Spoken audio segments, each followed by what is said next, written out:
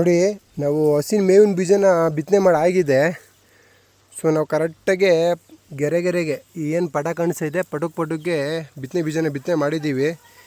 ಇವಾಗ ನಾವು ಅದನ್ನು ಕ್ಲೋಸ್ ಮಾಡಬೇಕಲ್ವಾ.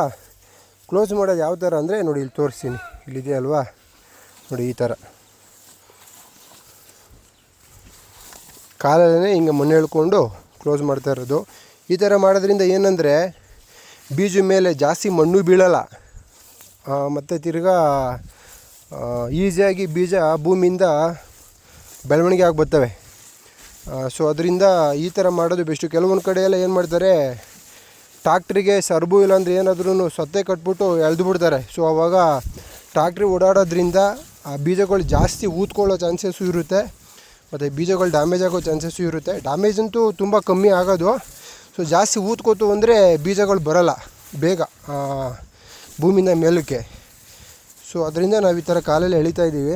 ನೋಡಿ, ಅಲ್ಲಿ ನಮ್ಮ ತಮ್ಮ, ನಮ್ಮ ಅಪ್ಪವರು, ಮತ್ತು ಇಲ್ಲಿ ನೋಡಿ ಕೆಲಸದವರು. ಸೊ ಎಲ್ಲರೂ ಸೇರಿ ಇವತ್ತು ಬೀಜ ಬಿತ್ತನೆ ಮಾಡ್ತಾಯಿದ್ದೀವಿ. ನೀಟಾಗಿ ಈ ಥರ ಬಿತ್ತನೆ ಮಾಡಿಕೊಂಡ್ರೆ, ಮತ್ತು ಇನ್ನೊಂದು ಏನಂದರೆ ಬೀಜ ಬಿತ್ತನೆ ಮಾಡಿ ಆಯ್ತಿದ್ದಂಗೆ ಇಮ್ಮಿಡಿಯೇಟ್ಲಿ ಅಂದರೆ ಅವತ್ತಿನ ದಿವಸದಲ್ಲೇ ನೀವು ನೀರು ಕಟ್ಟಿದ್ರೆ ಬೆಸ್ಟು. ಇಲ್ಲ ಅಂದರೆ ಗೊಬ್ಬರ ಹಾಕಿರ್ತೀರ, ಮತ್ತು ಬಿಸಿಲು ಇವಾಗ ಜಾಸ್ತಿ ಆಗಿರೋದ್ರಿಂದ ಗಬೆಗೆ ಬೀಜಗಳು ಹಾಳಾಗೋ ಚಾನ್ಸಸ್ ಜಾಸ್ತಿ ಇರುತ್ತೆ. ಆ್ಯಕ್ಚುಲಿ ಬೇಸಿಗೆನಲ್ಲೇ ಬಿತ್ತನೆ ಮಾಡಬೇಕು, ಚಳಿನಲ್ಲಿ ಸರಿಗೆ ಬರೋಲ್ಲ.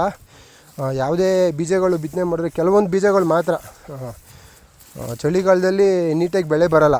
ಸೊ ನೀವೇನು ಮಾಡಬೇಕು, ಬೇಸಿಗೆನಲ್ಲಿ ಬಿತ್ತನೆ ಮಾಡಿದಾಗ ನೀರು ಕಟ್ಟಿದ್ರೆ ಕರೆಕ್ಟಾಗಿ, ಸೊ ಅವು ಚೆನ್ನಾಗಿ ಬರ್ತವೆ. ಆ ಗಬೆಗೆ ಮತ್ತು ತಿರ್ಗಿ ಕರೆಕ್ಟಾಗಿ ಪೌಷ್ಟಿಕಾಂಶ ಸಿಗುತ್ತಲ್ವ, ಸೊ ಅದಕ್ಕೆ ಚೆನ್ನಾಗಿ ಬರುತ್ತೆ. ನಾನು ಲಾಸ್ಟ್ ವೀಡಿಯೋದಲ್ಲಿ ನಿಮಗೆ ತೋರಿಸಿದ್ದೆ ನೋಡಿ, ಇದೆಲ್ಲ ನಾಟಿ ಗೊಬ್ಬರ.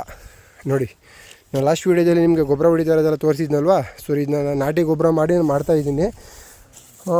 ಸ್ವಲ್ಪ ಮಾಮೂಲಿ ಅಂಗಡಿಲಿ ಸಿಕ್ಕೋ ಗೊಬ್ಬರನೂ ಕೂಡ ಹಾಕಬೇಕಾಗುತ್ತೆ. ಯಾಕೆಂದರೆ ನಾಟಿ ಗೊಬ್ಬರದಲ್ಲೇ ನಾವು ಫುಲ್ಲು ನೀಟಾಗಿ ಬೆಳೆ ತೆಗಿತೀವಿ ಅಂದ್ರೆ ಆಗೋಲ್ಲ. ಸ್ವಲ್ಪ ಅಂಗಡಿಲಿ ಸಿಕ್ಕೋ ರಾಸಾಯನಿಕ ಗೊಬ್ಬರನೂ ಸ್ವಲ್ಪ ಹಾಕಬೇಕಾಗುತ್ತೆ, ಸ್ವಲ್ಪ ಪ್ರಮಾಣದಲ್ಲಿ, ಜಾಸ್ತಿ ಹಾಕ್ಬಾರ್ದು. ಆ್ಯಕ್ಚುಲಿ ನಾಟಿ ಗೊಬ್ಬರನ ನಾವು ಯೂಸ್ ಮಾಡಿ ವ್ಯವಸಾಯ ಮಾಡಿದ್ರೆ ಭೂಮಿ ಫಲವತ್ತತೆಯೂ ಚೆನ್ನಾಗಿರುತ್ತೆ, ಒಳ್ಳೆ ಬೆಳೆನೂ ಕೂಡ ಬರುತ್ತೆ. ಸೊ ನಾನು ಆ್ಯಕ್ಚುಲಿ ನಾಟಿ ಗೊಬ್ಬರನೇ ಮಾಡೋಣ ಅಂತ ಅಂದ್ಕೊಂಡ್ವಿ. ನಮ್ಮ ತಂದೆಯವರು ಬೇಡ, ನಾಟಿ ಗೊಬ್ಬರನೇ ಮಾಡಿದ್ರೆ ನೀಟಾಗಿ ಬರೋಲ್ಲ, ಸ್ವಲ್ಪ ರಾಸಾಯನಿಕ ಗೊಬ್ಬರನೂ ಹಾಕಬೇಕಾಗುತ್ತೆ ಅಂತ ಅಂದರು. ನನಗೆ ಮನಸ್ಸಿಲ್ಲ ಹಾಕೋಕ್ಕೆ. ಬಟ್ ಏನು ಮಾಡಲಿ, ನಮ್ಮ ತಂದೆಯವರು ತಂದು ಹಾಕಿಲ್ಲ ಅಂದರೆ ಕರೆಕ್ಟಾಗಿ ಬೆಳೆ ಬರೋಲ್ಲ. ನಾನು ನೋಡಿದ್ದೀನಿ. ಅವರು ನಮ್ಮ ತಂದೆಯವರು ಅನುಭವಿಸ್ತರು. ನಾವು ಮಾಡಬೇಕು ಅನ್ನೋ ಆತುರ ನಮಗಾದರೆ ಅವ್ರಿಗೆ ಅವ್ರ ಅನುಭವ ಐತೆ. ಸೊ ಅವ್ರ ಅನುಭವದ ಮೇಲೆ ನಾವು ಸ್ವಲ್ಪ ಗೊಬ್ಬರನೂ ಕೂಡ ಮಿಕ್ಸ್ ಮಾಡಿ ಹಾಕಿದ್ದೀವಿ. ನೋಡೋಣ ಹೇಗೆ ಬರುತ್ತೆ ಅಂದ್ಬಿಟ್ಟು. ಸೊ ಅದನ್ನು ಕೂಡ ನಿಮಗೆ ನೆಕ್ಸ್ಟು ವೀಡಿಯೋದಲ್ಲಿ ಅಪ್ಡೇಟ್ ಮಾಡ್ತೀನಿ. ಇವತ್ತೆಲ್ಲ ಬೀಜ ಬಿತ್ತನೆ ಮಾಡಿಬಿಡ್ತಾಯಿದ್ದೀವಿ ನಾವು. ಆ್ಯಕ್ಚುಲಿ ಕಾಫ್ 31, ಅದು ಬಿಟ್ಟರೆ ಸಜ್ಜೆ, ಅದು ಬಿಟ್ಟರೆ ಆಫ್ರಿಕನ್ ಟಾಲು, ತಿರ್ಗಾ ಗುಜರಾತಿ ಜೋಳ, ಅದೂ ಒಂದು ಥರ ಬೆಳೆನೇ ಅದು. ಸೊ ಎಲ್ಲನೂ ಕೂಡ ನಾವು 3 ರಿಂದ 4 ಥರ ಹಸುವಿನ ಮೇವನ್ನ ಬಿತ್ತನೆ ಮಾಡಿದ್ದೀವಿ. ಸೊ ನೆಕ್ಸ್ಟು ನಮ್ಮ ಹಸುಗಳು ನೋಡಿ, ಫಾರ್ಮ್ ಹೌಸ್ ನಮ್ಮದು ಅದನ್ನೇ ಮಾಡಿದ್ದೀವಿ ಅಂತ ಹೇಳಿದ್ನಲ್ಲ, ಫಾರ್ಮ್ ಹೌಸು ನೋಡಿ 1 ಎಕರೆನಲ್ಲಿ ಫುಲ್ ಮಾಡಿದ್ದೀನಿ, ನಮ್ಮ ತೋಟನ ಇನ್ಕ್ಲೂಡ್ ಮಾಡಿ. ಸೊ ಅಲ್ಲಿ ನಾವು ಫಾರ್ಮ್ ಹೌಸ್ ಮಾಡಿದಾಗ ಹಸುಗಳು ಕಟ್ತೀವಲ್ಲ, ಕರೆಕ್ಟಾಗಿ 60 ದಿವಸದ ಬೆಳೆ ಇದು. ಯಾವ ಥರ ಕಟಾವು ಮಾಡಬೇಕು ಅನ್ನೋದು ನಿಮ್ಗೆ ಇನ್ಫಾರ್ಮೇಷನ್ ಹೇಳ್ಬಿಡ್ತೀನಿ. ನೋಡಿ, ಬೀಜ ಬಿತ್ತನೆ ಮಾಡ್ತೀರಲ್ವ, ಆ್ಯಕ್ಚುಲಿ ನೀವು ಯಾವುದೇ ಬೆಳೆ ಯಾವಾಗ ಉತ್ತಮ ಅಂದರೆ ಕಟಾವು ಮಾಡೋದಕ್ಕೆ ಹಸಿನ ಮೇವಿಗೆ. ಇವಾಗ ನಾನು ಬಿತ್ತುತ್ತಾ ಇರೋ ಬೀಜನೇ ತೊಗೋತೀವಿ ಅಂತ ಅಂದ್ಕೊಳ್ಳಿ, ಯಾವುದು ಕಾಫ್ 31, ನಾನು ಏನೇನು ಥರ ಬೀಜಗಳು ಹಾಕಿದ್ದೀನಿ ಅವನ್ನೆಲ್ಲ ಕಟಾವು ಮಾಡೋದಕ್ಕೆ ಯಾವುದು ಸೂಕ್ತ ಸಮಯ ಅಂದರೆ ಫ್ಲವರಿಂಗ್ ಟೈಮು. ಯಾವಾಗ ಹೂವು ಬಿಡುತ್ತೋ ಆವಾಗ ಅದನ್ನು ಕಟಾವು ಮಾಡಿ ನೀವು ಹಸಿಗೆ ಹಾಕ್ಬೋದು.